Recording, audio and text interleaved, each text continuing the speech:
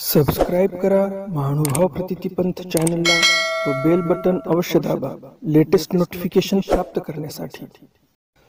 दंडवत प्रणाम। जय श्री कृष्ण।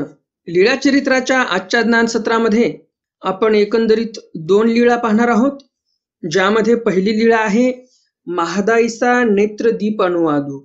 महादाईसांना स्वामींनी नेत्राच्या द्वीपाविषयी माहिती सांगितलेली आहे। नेत्रद्वीप म्हणजे काय, नेमकं कोणता प्रसंग होता, महादेसांना स्वामींनी नेत्रदीपाविषयी काय सांगितलं। दीप म्हणजे तुम्हाला तर माहितीच आहे, द्वीप आणि दीप एकच अर्थ आहेत। ज्याप्रमाणे अंदमान हे एक द्वीप आहे, त्याचप्रमाणे नेत्राचं द्वीप कोणतं आहे हे स्वामी महादेसांना सांगतात।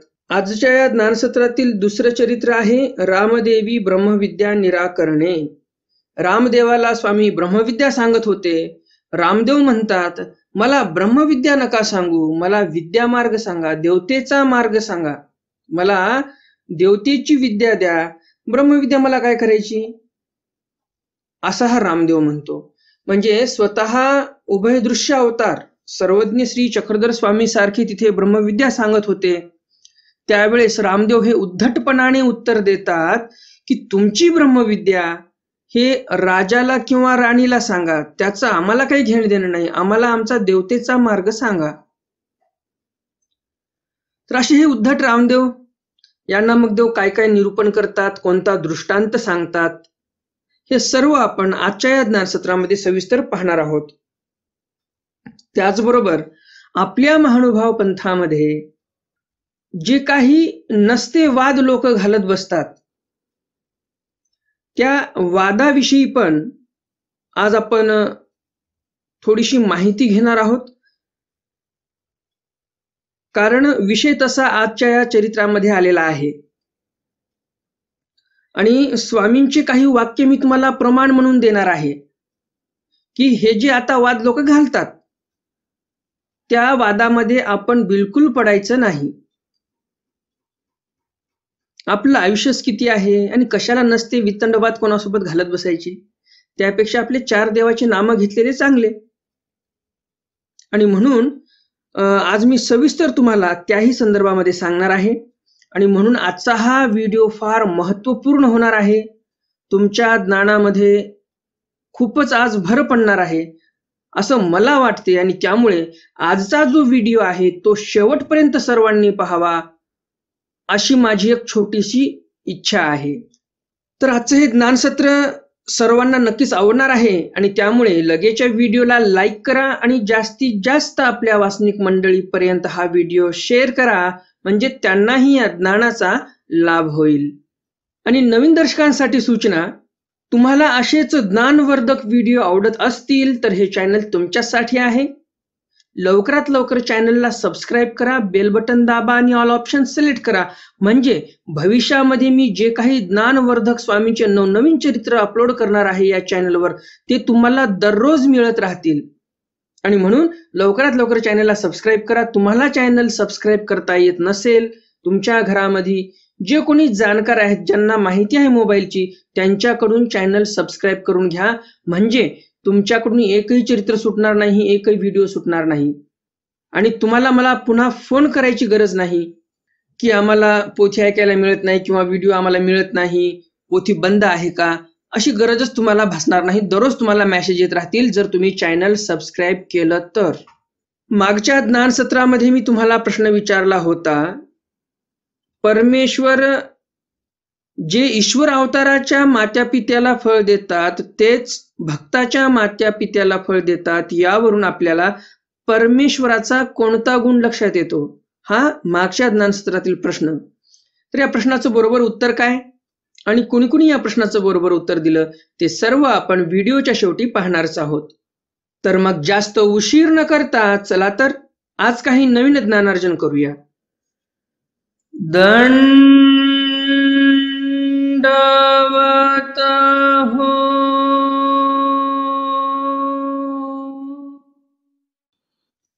मी ईश्वरदास महानुभाव सर्वांचं स्वागत करतो आपल्या महानुभाव प्रतितीपंथ या यूट्यूब चॅनलमध्ये।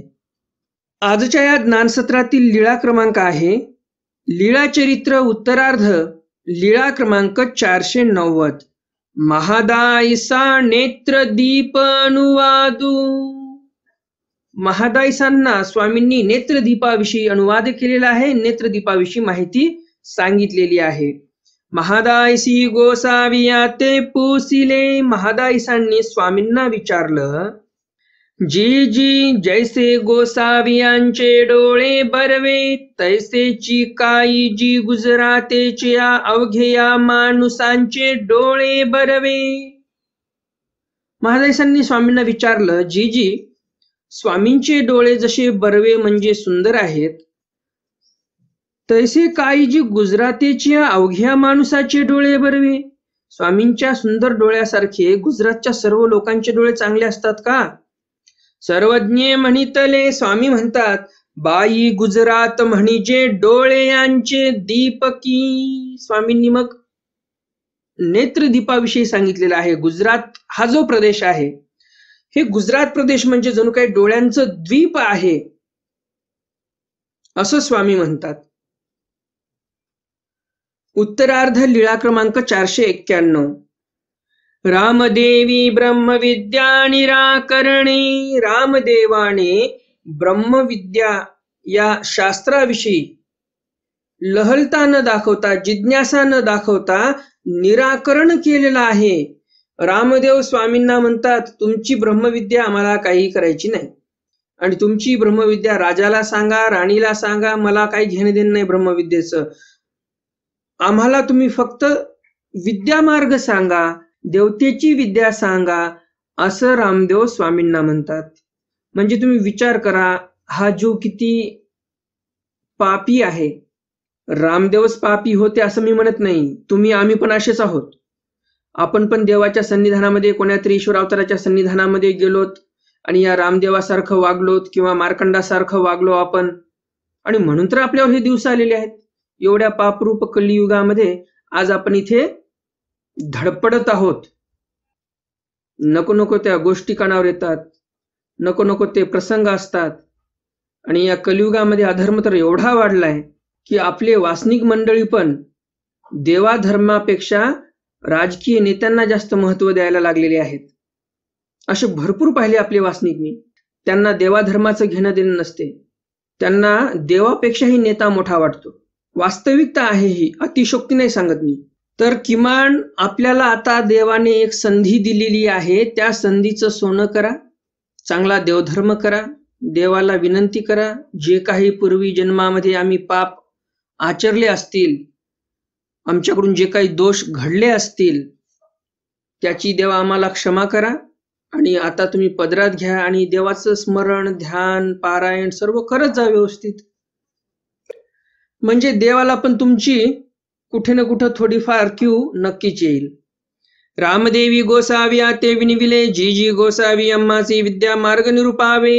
रामदेवाने स्वामींना विनंती केलेली आहे की स्वामींनी आम्हाला विद्या मार्गाचं निरूपण करावं. विद्या मार्ग म्हणजे देवतींच्या ज्या विद्या आहेत त्या संदर्भामध्ये निरूपण करावं. सर्वज्ञ म्हणितले. स्वामी म्हणतात यावर, येथे एक ब्रह्मविद्या असे ते पुसिजे ते चर्चिजे नाका. स्वामी म्हणतात त्या दादोसाला, रामदेवाला, की अहो, त्या देवतेंचा विद्या मार्ग जाणून घेण्यापेक्षा आमच्याकडे एक ब्रह्मविद्या नावाची विद्या आहे, त्या ब्रह्मविद्येविषयी तुम्ही जिज्ञासा केली पाहिजे, ब्रह्मविद्येविषयी तुम्ही विचारणा केली पाहिजे, आणि मग त्याची चर्चा झाली पाहिजे.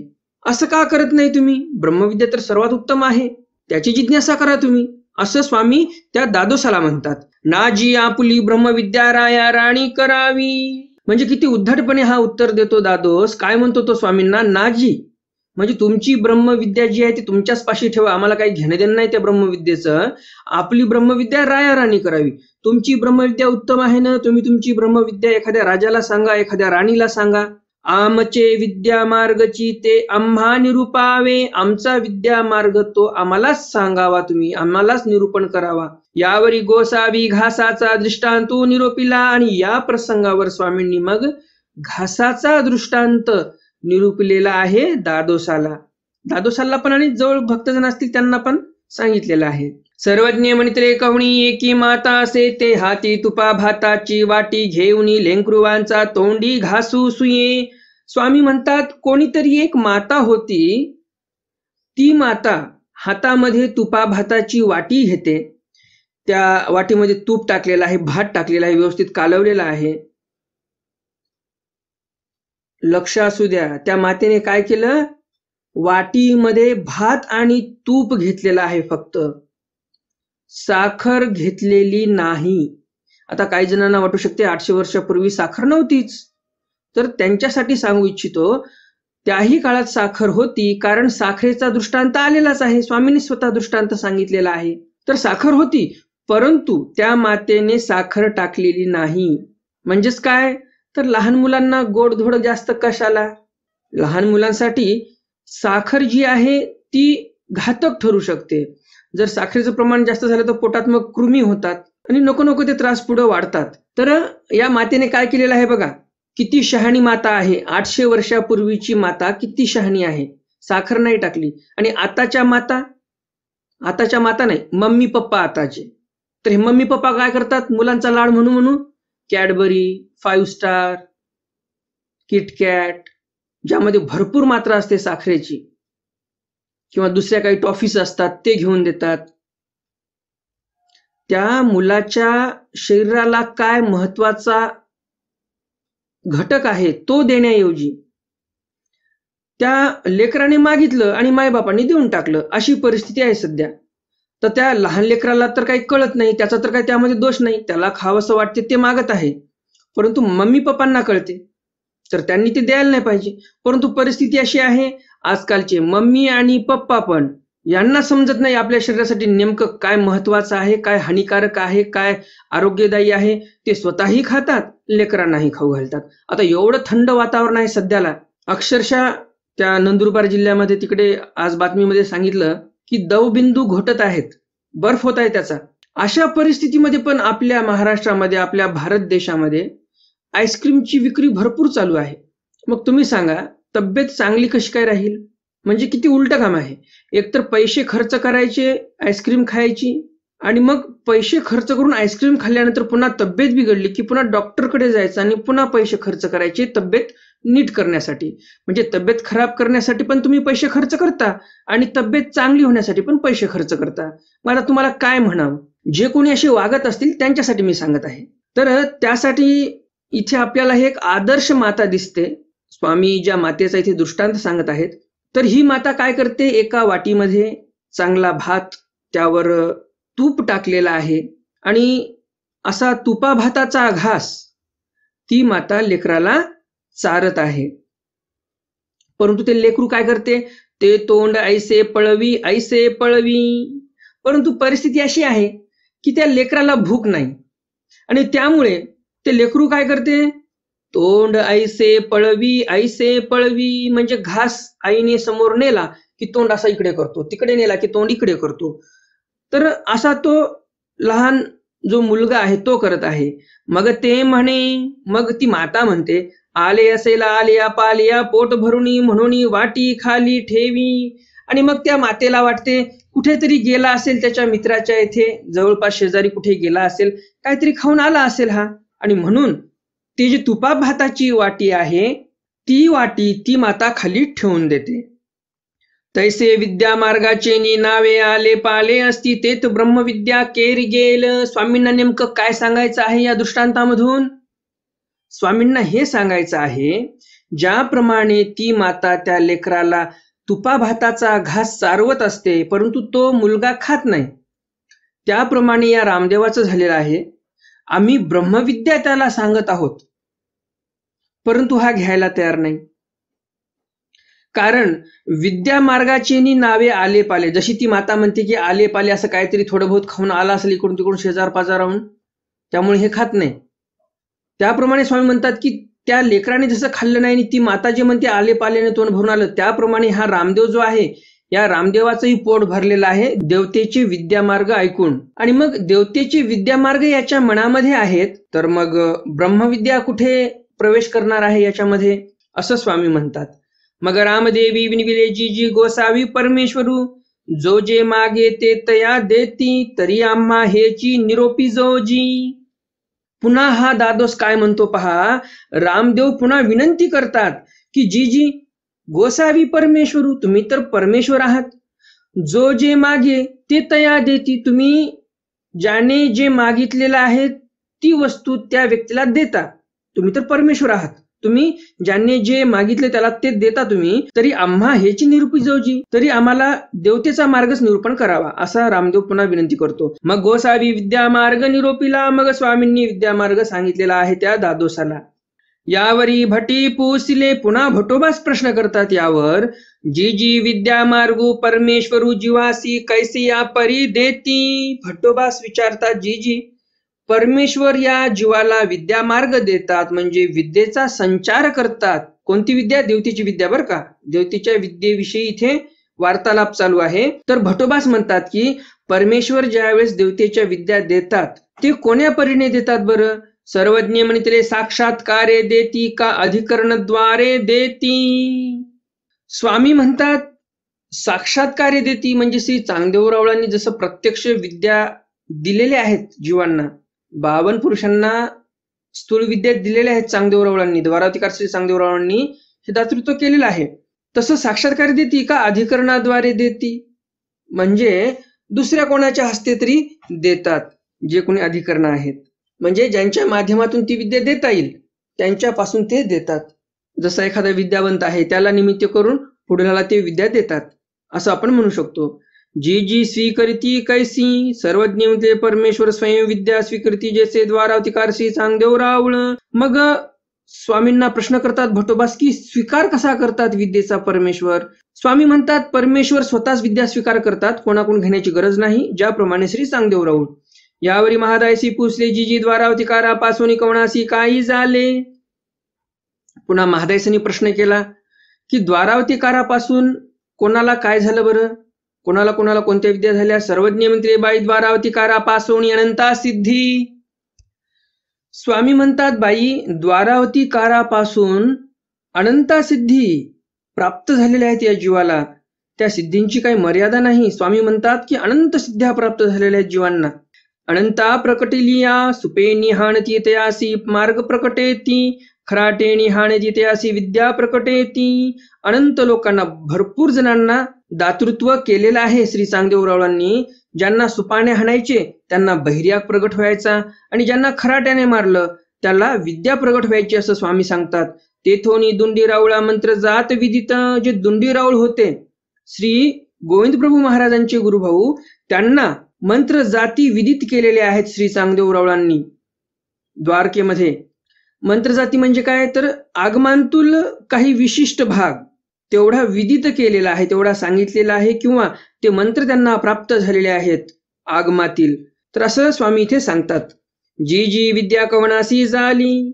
मग महादायसा विचारतात की जी विद्या कोणाला झाल्या बरं. सर्वज्ञ म्हणितले. स्वामी म्हणतात बाई तेथोणी बावणा पुरुषा विद्यादान. स्वामी पुन्हा महादायसाच्या प्रश्नाला उत्तर देतात. स्वामी महादायसांना म्हणतात बाई तेथोणी म्हणजे द्वारावतीकार श्री चांगदेवरावळांपासून 52 पुरुषांना विद्यादान झालेलं आहे. आणि हे 52 पुरुष म्हणजे कोणते, हे सर्व स्थूळ विद्यावंत आहेत.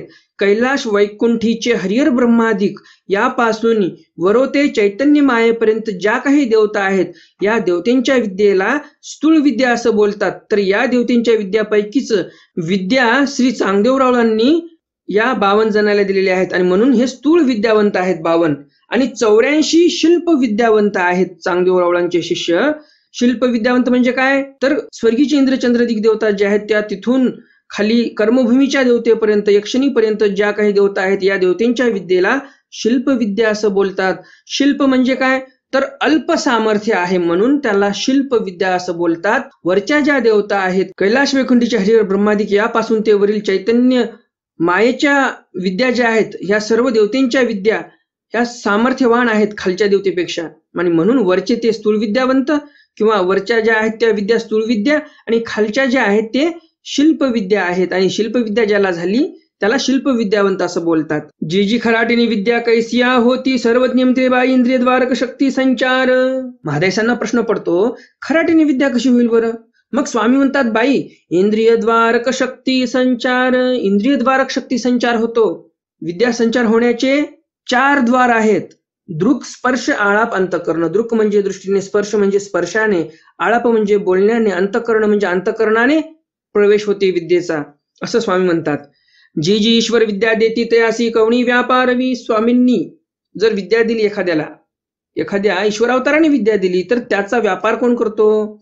सर्वज्ञ मित्रे जीची विद्या तेची व्यापारवी. जीची विद्या आहे तीच व्यापार करून घेते. देवताने आणि करी करवी आपला भक्त ऐसे म्हणे.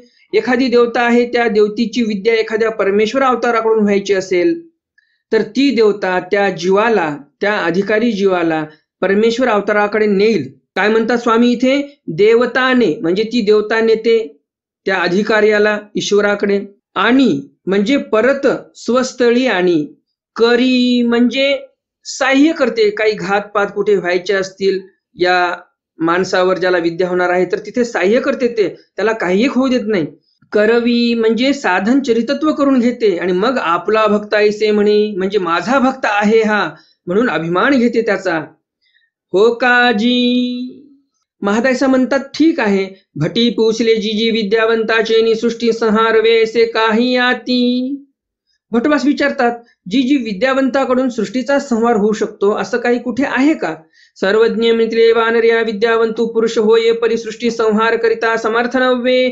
मग स्वामी म्हणतात, वानर्या विद्यावंत पुरुष असला तरी पण हा सृष्टीचा संहार कधीही करू शकत नाही. तो तेवढा समर्थ नाही, तेवढं सामर्थ्य त्याच्या ठिकाणी नसते.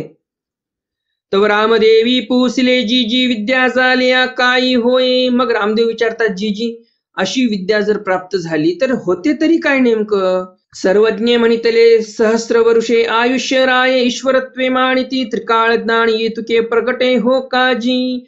यावर स्वामी म्हणतात रामदेवाला की विद्या प्राप्त झाल्यानंतर कर्मभूमीची जी देवता आहे किंवा अष्टदेवनीची किंवा अंतराळीची, या तिन्ही देवतेपैकी कोणाचीही विद्या जरी झाली तरी पण या माणसाला 1000 वर्षाचं आयुष्य प्राप्त होते. असं नाही की कर्मभूमीच्या देवतेची विद्या झाली मग कमी आयुष्य असेल त्या माणसाचं, 100, 200, 250 असं.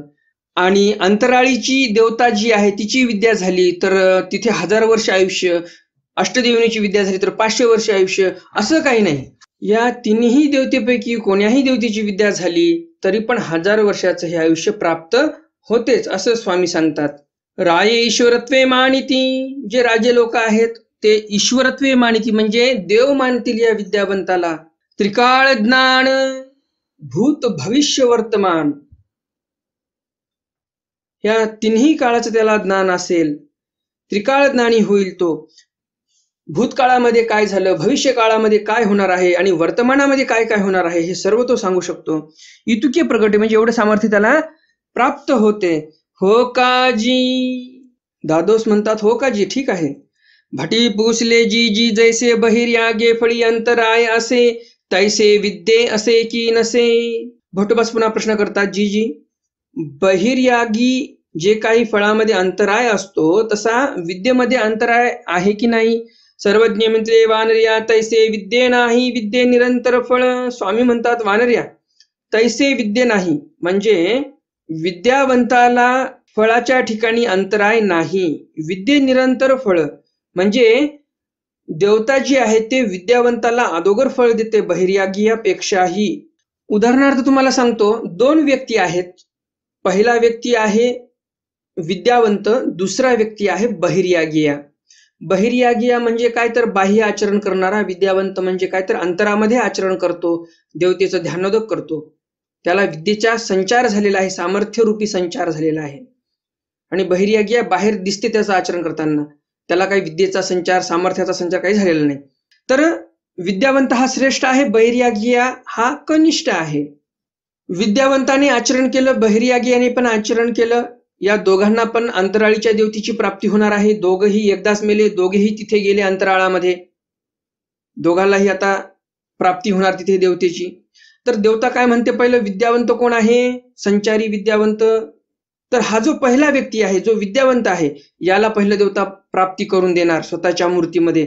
मस्त हा जो पहिला व्यक्ती आहे विद्यावंत हा तिथे सुख भोगणार, आणि हा जो दुसरा होता बहिर्यागिया याला देवता म्हणणार तू नंतर ये, आता याची बारी आहे. म्हणजे काय, तर विद्यावंताला अंतराय नाही, देवता आली की लगेच फळ देऊन टाकते. असं सकळ देवतेच्या ठिकाणी होईल असं नाही. मायेच्या ठिकाणी कोणालाच अंतराय नाही, तिथे कितीही जीव येऊ द्या प्राप्ती करून देते माया.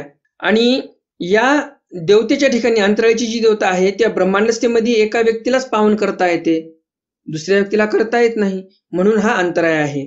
पूर्ण 81 कोटी 1,10,10 देवतेपैकी मायाच अशी आहे जिचं फळ जे आहे ते लगेच प्राप्त होते, अंतराय नाही तिच्या फळामध्ये. आणि बाकी खालील सकळ ज्या देवता आहेत त्या सकळ देवतेच्या फळाला अंतराय पडतो. हो काजे तरी विद्ये कवन फळ आणि बहिर्यागी कवन फळ. मग भटबास प्रश्न करतात, जी विद्येमुळे कोणतं फळ होते, बहिर्यागामुळे कोणतं फळ होते, हे सांगा आम्हाला, स्पष्ट करा. सर्वज्ञे म्हणितले, स्वामी म्हणतात यावर, जेची अंतर्यागे पाविजे तेची बहिर्यागे पाविजे. स्वामी म्हणतात जेच तुम्हाला अंतर्यागाने प्राप्ती होते तेच प्राप्ती बहिर्यागाने होते, असं स्वामी स्पष्ट सांगतात. आणि आपल्या शास्त्रामध्ये असं बोलतात, जे काही वेगळे वेगळे पाठ आहेत त्या पाठामध्ये असं बोलल्या जाते. आता हे वास्तविक पाहता यामध्ये बिलकुल वाद घालण्याची गरज नाही, परंतु आपलं आयुष्य याच्यामध्ये चाललेलं आहे. आपले जे पंथीय साधक आहेत यांचं आयुष्य याच्यामध्येच आपलं जात आहे की ज्ञानियाला सद्ब्रह्म प्राप्ती, प्रेमियाला ईश्वर प्राप्ती, हा आमच्या उपाध्य शाखेचा निर्णय आहे.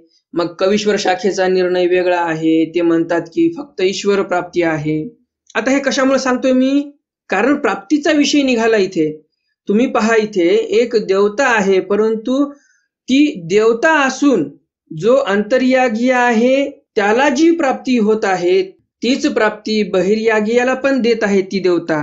म्हणजे ती देवता असून भेद करत नाही, उणेपुरेपणा करत नाही, याला कमी त्याला जास्त असं देवता असून करत नाही. आणि आपण म्हणतो की ईश्वर जे आहेत ते प्रेम संचारी भक्ताला वेगळी प्राप्ती देतात, आणि जे ज्ञानी आहेत, कोरडे गुणी आचरण करणारे आहेत त्यांना सद्ब्रह्म प्राप्ती देतात.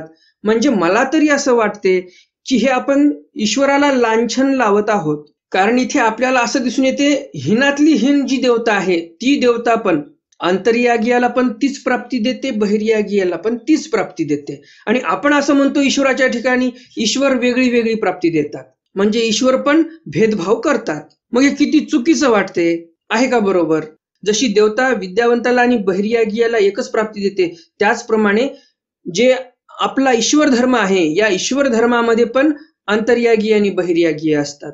अंतर्यागी म्हणजे ज्याप्रमाणे प्रेमसंचारी भक्त महादोबा होते, बाईसा होत्या, किंवा उद्धवदेव होते, किंवा कुंती होत्या, हे सर्व अंतर्यागी आपण म्हणू शकतो ईश्वर धर्मातले. आणि बहिर्यागी म्हणजे कोण, जसे आता आपण पाहतो लोक अनुसरण घेतात, अभ्यास करतात, ब्रह्मविद्येचं आचरण करतात, जे काही स्वामींनी वचन सांगितले त्याप्रमाणे आचरण करतात, तर याला बहिर्यागी म्हणावं. तर तुम्ही सांगा, अंतर्यागी बहिर्यागी एकाच ठिकाणी पावन होऊ शकतात देवता धर्मामध्ये, तर मग परमेश्वर धर्मामध्ये प्रेमिया आणि ज्ञानिया एका ठिकाणी का पावन होऊ शकत नाही? इथे देव का भेदाभेद करतील? काही भेदभाव नाही, परंतु हा भेदभाव आपल्या बुद्धीचा खेळ आहे सर्व. काही जण म्हणतील उदाहरणामध्ये वचन आहेत, हे आहे ते आहे. तर या 9 प्रकरणावर जे गुढे होते, गूढ अर्थाचे, ते गुढे हरपून गेलेले आहेत, केशराज व्यासांनी तयार केले होते. आणि सांगायचं म्हणजे कवीश्वर शाखा जी आहे त्यांचं तर सरळ मत आहे, ईश्वर कधीही भेदाभेद करत नसतात. कवीश्वर शाखेवाले म्हणतात ज्ञानिया असो की प्रेमिया असो, या दोघांना पण प्राप्ती ईश्वराच्या ठिकाणीच होते.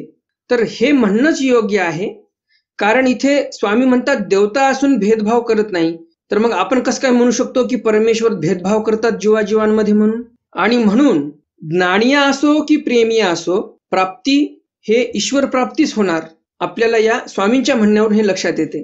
कारण परमेश्वर तर श्रेष्ठ आहेत ना देवतेपेक्षा, आणि आपण तर परमेश्वराला नीतिमंत म्हणतो, सर्वांना समान दृष्टीने पाहणारा ईश्वर आहे म्हणतो. आणि म्हणून आपण असं म्हणू शकतो की सकळ जीवांना ईश्वर प्राप्तीच होते. आणि दुसरी एक गोष्ट, तुम्हाला पटत नसेल तर सोडून द्या, या वादामध्ये पडायची काही एक गरज नाही, तेवढ्या वरचा विचार आपल्याला काही करायची गरज नाही. मराठीमध्ये एक म्हण आहे, तुरी राहिल्या बाजारी आणि भटभटणीला मारी. ते तुरी बाजारातच असतात, तुरी घरी आणल्या पण नाही, त्याला भिजवलं पण नाही, त्याला जात्यातून पण काढलं नाही, त्याची डाळही केली नाही, परंतु अदोगरच भट भटनीला मारी म्हणजे काय, या दोघांमध्ये वाद होतो. भटबुवा म्हणतात मला घट्ट वरण पाहिजे तुरीचं. ती जी ब्राह्मणी आहे त्यांची पत्नी ती म्हणते नाही नाही पातळ वरण चांगलं लागते, पातळच करणार मी. हा म्हणतो घट्ट, हे म्हणते पातळ. आणि त्यामध्ये मग हा जो भट आहे तो भटणीला मारत बसतो. म्हणजे तुरी बाजारातच राहिल्या, आणल्याही नाही, भिजवल्याही नाही, त्याला जात्यातूनही काढल्या नाही, डाळही केली नाही, शिजवायला टाकली नाही. तर तसं आपलं होऊन जाईल. ईश्वर प्राप्ती आणि ब्रह्मप्राप्ती जे काही असेल ते फार वरची गोष्ट राहिली. आपण तर कशातच नाही त्या मानाने, आपला तेवढा देवधर्मही नाही. पण उगाच वाद घालत बसणं हे काय बरोबर नाही. आणि त्यामुळे मी जे बोललो पटलं असेल तर घ्या, नाहीतर माझे विचार तुम्हाला मान्यच करावे लागतील असं काही नाही. सोडून द्या माझे विचार.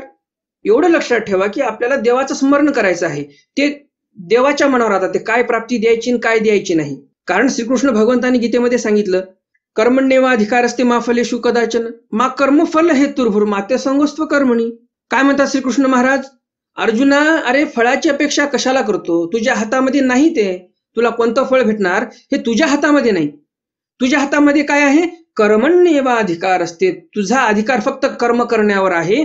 कर्म करतो, फळ काय मिळेल याची अपेक्षा कशाला करतो, कशाला वितंडवाद घालतो. तर ह्या संस्कृत श्लोकाचं आपण आचरण केलं नाही. मानव पंथामध्ये याची कमी दिसते. आणि म्हणून तर सर्व पाठभेद, शाखाभेद, निर्णयभेद, सगळीकडे भेदच भेद चालू आहेत. तर याच्याशी आपल्याला काही घेणे देणं नाही. आपल्याला फक्त देवधर्म करायचा आहे. काय द्यायचं आणि काय द्यायचं नाही ते देव ठरवतील. आपण कशाला वाद घालत बसायचे. नाही, उपाध्य शाखेचा निर्णय मोठा, उपाध्य शाखेचं शास्त्र सर्व लोक मानतात. किंवा कवीश्वरवाले म्हणतात नाही, जे कवीश्वर शाखेमध्ये निर्णय सांगितलेले आहेत ईश्वर प्राप्तीचा तो खरा आहे. काहीच घेणे देणं नाही आपल्याला. देवधर्म करा, काय फळ द्यायचं ईश्वर ठरवतील. परंतु आपण याच्यामध्येच परेशान झालो वादविवाद करण्यामध्ये. आणि आपण शिक्के लावून ठेवले हे शास्त्र उपाध्यांचं किंवा मग कवीश्वरांचं किंवा मग पारमांडाल्यांचं. तर आपल्याला ईश्वराचं हे शास्त्र आहे असं म्हणून चालायचं आहे. हे एवढं लक्षात असू द्या. म्हणजे कुठेतरी एकोपा आपला होईल, नाहीतर काही खरं नाही. भेदाभेदामध्ये माणसाच्या पण मनामध्ये भेद निर्माण व्हायला लागलेले आहेत आता. यावर भट्टोबास पुन्हा प्रश्न विचारतात, जी जी परमेश्वरू स्वयं विद्या देती तरी देवता काही, सर्वज्ञ मित्रे वानर्या निमित्ता ते साक्षी करुणी देवता विद्या दे. यावर भट्टोबासांनी प्रश्न विचारला, परमेश्वर जर स्वतः विद्या देतात तर मग देवता कशी विद्या देते बरं. यावर स्वामी उत्तर देतात, वानर्या निमित्तात ते साक्षी करुणी देवता विद्या दे. कोणीतरी निमित्त असेल त्याला साक्षी करून देवता हे विद्येचं दातृत्व करत असते. हो काजी. भट्टोबास म्हणतात ठीक आहे. तैसेची रामदेव दंडवते करुणी बळीग्रामासी गेले. तसेच रामदेव उठले, दंडवत केला स्वामींना आणि बळीग्रामला निघून गेले. तेथ अवघा महाजनापासी विद्यामार्ग निरूपण केला. सर्व विद्यामार्गाचे निरूपण महाजनांना करून टाकलं रामदेवाने. मग सेनपुंजिता मोठा पोहो घेऊन धाकुटिया पोहावरी घालिती आणि म्हणती हे महाण्णवांत घातले. मग या रामदेवानेच जाऊन सर्व त्या बळीग्राममध्ये महाजनांना ते सांगितलेलं आहे शास्त्र, जे काही विद्यामार्ग देवाने सांगितला होता. आणि असं दादो सांगत असताना तिथे सेन वेचणाऱ्या काही बाया होत्या, त्यांनी पण ते ऐकलं आणि मग गेल्या राणामध्ये सेन वेचण्यासाठी. मग मोठा पोहटा घ्यायचे शेणाचा, लहान्या पोट्यावर टाकायचे आणि मग म्हणायचे हे महाण्णवांत घातले. हे महाण्ण उचलून आम्ही अन्नवांत घातले. तयाची परी धाकुटा थोरावरी घालिती आणि म्हणती हे अण्णव महाण्णवांत घातले. तयाची परी म्हणजे त्याच प्रमाणे लहाना शेणाचा पवठा उचलायचे. धाकुटा म्हणजे काय, लहान शेणाचा पवठा, तो उचलायचे आणि थोरावरी घालिती. थोर म्हणजे मोठा पवठा असेल त्याच्यावर टाकायचे आणि मग म्हणायचे अण्णव महाण्णवांत घातले. आणि मग काय म्हणायचे, अण्णव देवता महाण्णवांत घातलेले आहेत. ऐसा अनादरे नाच होऊ लागला. अशा प्रकारे अनादराने नाच व्हायला लागला तिथे. गोवळरुवे ही अण्णव महाण्णव ऐसे देवतांची नावे घेती. जे गोपाळ होते, गायी राखणारे जे मुलं होते ते पण अण्णव महाण्णव असे देवतेचे नाव घेत रस्त्याने चाललेले आहेत. ते उपाधी ऐकोणी गोसाव्यापासी आले सांगितले. मग उपाध्यांनी हे सर्व ऐकलं, स्वामींपाशी गेले पैठणला बळेग्रामवरून. उपाध्यांचं कोणतं गाव होतं, बळेग्राम. तर बळेग्रामवरून उपाध्ये निघाले, पैठणला गेले. स्वामींपाशी हे सर्व वृत्तांत सांगितलेला आहे. मग सर्वज्ञ म्हणितले. मग स्वामी म्हणतात बटिका पोरा जीवासी सामग्री झाली तरी बाहेरी घालिता वेळूची न लगे. मग स्वामी म्हणतात बटिका, या पोरा जीवाला जर काही सामग्री प्राप्त झाली, काही ज्ञान प्राप्त झालं तर बाहेर घालायला काही वेळच लागत नाही याला. या उपरी गोसावी भक्तजना ते म्हणितले. आणि या प्रसंगावर स्वामी भक्तजनांना म्हणतात कहणी एकू धातुरवादी असे कोणीतरी एक धातुरवादी होता. तो रण शोधू जाय, तो रण शोधण्यासाठी जातो. म्हणजे कुठेतरी युद्ध झालेलं असते, सैनिक मरून पडलेले असतात, तर तिथे शोधण्यासाठी जातो. रण पडले असे तो एकाची कानी काळी घाली. तो जो धातुरवादी होता तो काय करतो, एका मड्याच्या कानामध्ये काडी घालतो. तेरी कानोनी निघे, ते दुसऱ्या कानामधून निघते. ते सांडी, ते मड ते सोडून देतो. आणि काची कानी काडी घाली, दुसऱ्या एका मड्याच्या कानामध्ये काडी घालतो. ते तोंडोनी निघे, ती काडी कानातून गेली परंतु निघाली तोंडामधून.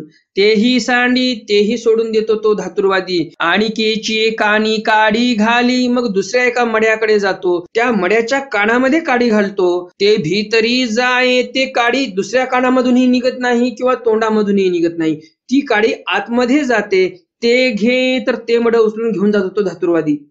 तैसे परमेश्वर निरोपिती, ते विसरे तया ते अव्हेरिती. त्याप्रमाणे परमेश्वर ज्या एखाद्या व्यक्तीला निरूपण करतात आणि ती व्यक्ती जर ते निरूपण विसरून जात असेल तर तया ते अव्हेरिती, म्हणजे त्या जीवाला अव्यर्थात परमेश्वर, कारण तो लक्षात ठेवत नाही ब्रह्मविद्या, त्याचा तेवढा अधिकार नसेल. का आणि का प्रती बोले तया तेही अव्हेरिती, किंवा दुसऱ्या कोणाला तो सांगत असेल तर त्यालाही अव्यर्थात परमेश्वर.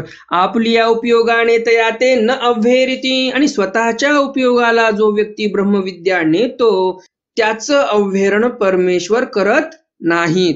तर अशा प्रकारे आजच्या या ज्ञानसत्रामध्ये भरपूर असं भरभरून ज्ञान तुम्हाला प्राप्त झालेलं आहे. आणि त्यामुळे आजचा व्हिडिओ नक्कीच तुम्हाला आवडला असेल. आणि अजून जर तुम्ही या व्हिडिओला लाईक केलं नसेल तर लगेच या व्हिडिओला लाईक करा आणि जास्तीत जास्त आपल्या वासनिक मंडळीपर्यंत हा व्हिडिओ शेअर करा, म्हणजे त्यांनाही या ज्ञानाचा लाभ होईल. आजच्या ज्ञानसत्रातील प्रश्न आहे, स्वामींनी नेत्रदीपाविषयी जी माहिती सांगितलेली आहे ते नेत्रदीप म्हणजे कोणता प्रदेश आहे, हा आजच्या ज्ञानसत्रातील पहिला प्रश्न. दुसरा प्रश्न आजच्या या ज्ञानसत्रातील आहे, जे रामदेवांनी उद्धटपणे उत्तर दिलं की तुमची ब्रह्मविद्या चांगली आहे ना, तुमची ब्रह्मविद्या चांगली जरी असेल तरी तुम्ही राजाला सांगा किंवा राणीला सांगा, आम्हाला काही घेणे देणे नाही या ब्रह्मविद्येविषयी, हे जे उद्धटपणे उत्तर दिलं या दादोसाने स्वामींना, तर अशा या बोलण्यावरून आपल्याला या दादोसाविषयी काय लक्षात आलं, हा दुसरा प्रश्न. तर आता पाहूयात आपण मागच्या ज्ञानसत्रातील प्रश्न, त्याचं उत्तर. आणि मागच्या ज्ञानसत्रामध्ये मी तुम्हाला प्रश्न विचारला होता, परमेश्वर जे ईश्वर अवताराच्या मात्या पित्याला फळ देतात तेच फळ भक्ताच्या मात्या पित्याला देतात, यावरून आपल्याला परमेश्वराचा कोणता गुण लक्षात येतो, तर यावरून आपल्याला परमेश्वराचा उदारता हा गुण लक्षात येतो. परमेश्वर फार उदार आहेत हे आपल्याला लक्षात येते. किंवा आपण असे म्हणू शकतो की परमेश्वर गुणाचे सागर आहेत, दयाळू मयाळू आहेत, कनवाळू कृपाळू आहेत, म्हणून ते एवढं दातृत्व करतात या जीवाला, असे आपण म्हणू शकतो. ज्याप्रमाणे तुम्ही मागच्या ज्ञानसत्रातील प्रश्नाचं उत्तर बरोबर दिलं त्याचप्रमाणे तुम्ही आजच्याही ज्ञानसत्रातील प्रश्नाचं उत्तर नक्कीच देणार अशी अपेक्षा आहे. तर मग भेटूया उद्याच्या ज्ञानसत्रामध्ये सर्वज्ञ श्री चक्रधर स्वामींच्या काही नवीन चरित्रांसह, ज्यामध्ये सकळ शास्त्रांचा सिद्धांत जाणे म्हणणे हे चरित्र आपण पाहणार आहोत. जीव अविद्या विभागू करू जाणे म्हणणे, अविद्या छेद करणे, प्रज्ञासागर आत्मज्ञाने मोक्ष निरूपण, तर असे 2-4 चरित्र आपण उद्याच्याही ज्ञानसत्रामध्ये पाहणार आहोत. तर मग भेटूया उद्याच्या ज्ञानसत्रामध्ये सर्वज्ञ श्री चक्रधर स्वामींच्या काही नवीन चरित्रांसह. तोपर्यंत दंडवत प्रणाम. जय श्रीकृष्ण. दंडवत.